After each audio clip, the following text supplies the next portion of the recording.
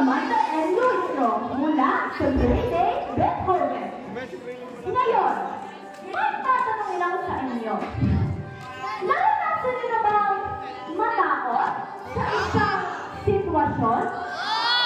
Pero, nakaya niyo din? Pues, ito ang kwento para sa inyo. Ang kwento na ito ay ang alamat na matapang na lobo. Tapang na lobo? Noong unang panahon, sa isang malayong kagubatan, may isang batang lobo na nagnanalang talon. Hindi siya tulad ng ibang mga lobo sa kanyang tipo. Magay siya, mahiyain, at palaging nag-iingat. Panahal na, are-are mo kami lagang ganyan? Ngunit, sa kabila ng kanyang pag-iingat, palaging nananabig siya maging malakas at matama at ipakita ang kakayahan sa buong kagubatan. Isang araw, dumating ang isang matinding bagyo. Hangin ay malakas.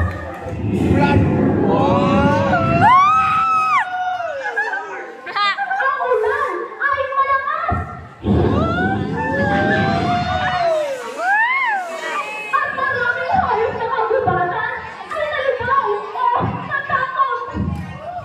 Asa na ako? Ang mga mas matapang na lobo, ano ginagawa nila? Nakatago lang sila sa isang kuweba. Hindi sila makalabas. Bakit? Siyempre, takot din sila. Malaki.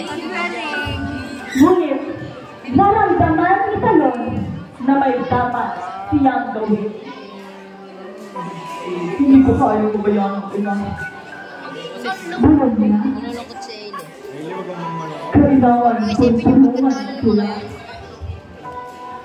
Naglakbay siya sa gitna ng malakas na ulan at hangin. Sa kanyang paglalakbay, Ken na lang, si Ken. nakita niya ang isang maliit na kuneho Ulod. na natagpuan sa gitna ng baha. Ang kuneho, nanginginig siya sa takot. Mag-isa lang siya. Walang tumutulong sa kanya.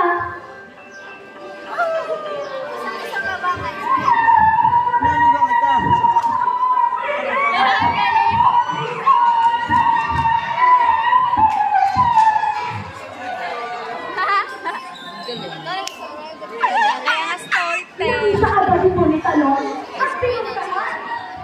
Uy, huwag ka na matakot. Tumala ka lang. Tumama ka sa akin.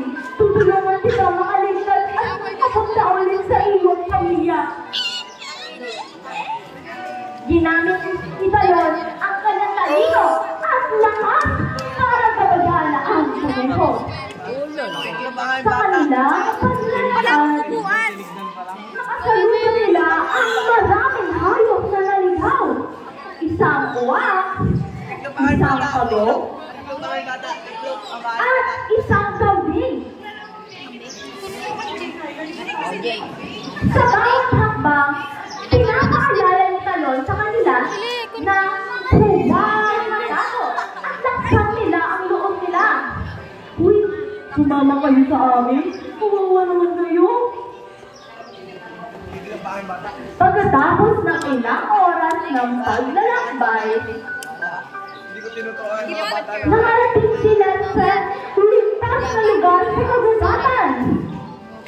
Ang lahat ng hayop ay nagpasalamat kay Talon. Maraming salamat, Talon, at tinulungan niyo kami makaligtas. Oo nga, akala ko hindi namin nakikita ang aming pamilya. Oo nga, akala ko mamamatay na kami. Lobat yan! At nakilala siya bilang isang matapang na bayani. Hindi dahil sa lakas niya, kundi dahil sa tapang niya. Pagkaroon sa iba kahit natatakot siya. Mula noon, ang mga hayop sa kagubatan ay natutong magtulungan at magpakita ng tapang haoras. Natutunan niya ang tunay na tapang ay hindi natutunan sa lakas o laki, kundi sa puso.